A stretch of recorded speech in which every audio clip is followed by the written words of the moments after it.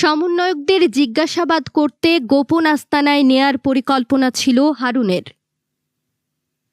বৈষম্য বিরোধী ছাত্র আন্দোলনের সমন্বয়কদের গ্রেফতার করে 5 দিনের রিমান্ডে নেয়ার পরিকল্পনা করেছিলেন ঢাকা মহানগর পুলিশের অতিরিক্ত কমিশনার হারুনুর রশিদ। ডিবি হেফাজতে না রেখে গোপন আস্তানায় জিজ্ঞাসাবাদ শেষে ভিপি নূর ও জামাতের সঙ্গে তাদের সম্পর্ক রয়েছে বলে প্রচার করতে চেয়েছিলেন। সম্প্রতি ফাঁস হওয়া গোয়েন্দা সংস্থার একটি নথি থেকে এসব তথ্য জানা গেছে।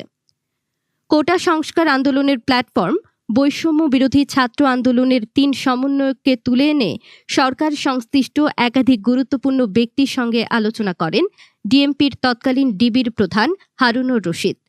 গত 27 জুলাই এ নিয়ে আইন ও বিচার বিভাগের সচিব মোহাম্মদ গোলাম সারোয়ারের সঙ্গে কথা হলে হারুন তাকে বলেন, 3 সমন্বয়কে নিরাপত্তা দেয়া ও তাদের জিজ্ঞাসাবাদ করতে গ্রেফতার দেখিয়ে তাদের 5 দিনের রিমান্ডে রাখতে পারলে ভালো হয়।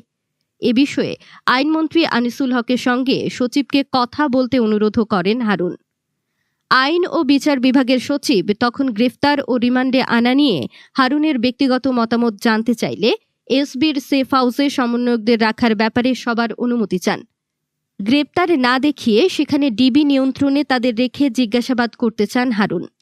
সচিব অবশ্য গ্রেপ্তার না দেখালে রিমান্ড মিলবে না বলে মতামত দেন। এসব কথার একদিন পর থেকেই পরিস্থিতি পাল্টে যেতে থাকে।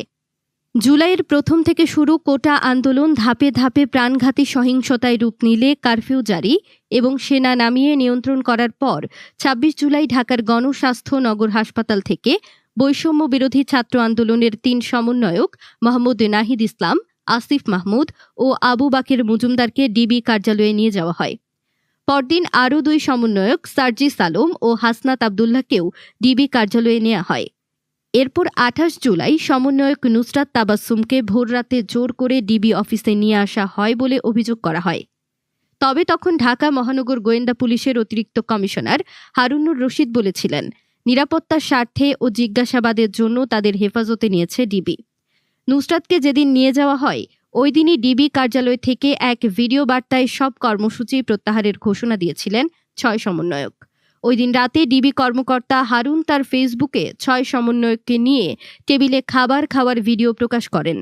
পরে বিষয়টি নিয়ে সামাজিক যোগাযোগ মাধ্যমে ব্যাপক সমালোচনা শুরু হলে হারুন দাবি করেন 6 সমন্বয়কের কাছ থেকে জোর করে বিবৃতি নেওয়া হয়নি। সমালোচনার মুখে 31 জুলাই ডিএমপির সদর দপ্তর থেকে দেয়া এক আদেশে হারুনকে ডিবি থেকে সরিয়ে ডিএমপির অতিরিক্ত কমিশনার হিসেবে দায়িত্ব দেয়া হয়। নিউজ ডেস্ক, আজ বার্তা, ঢাকা।